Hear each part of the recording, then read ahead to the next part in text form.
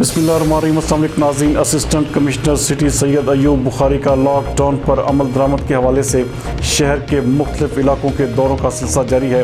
हमारे नुमाइंदा खसूसी जाहिद नफीस के मुताबिक आज भी assistant commissioner city Syed Ayub Bukhari ने पुलिस फोर्स के हमरा चौक, घंटाघर और मुल्लिका बाज़ारों में लॉकडाउन पर अमल दरामद का जायज़ा लिया। इस मौके पर उनका कहना था कि हुकूमती हिदायत के मुताबिक लॉकडाउन पर मन्नो अन अमल दरामद करवाया जा रहा है।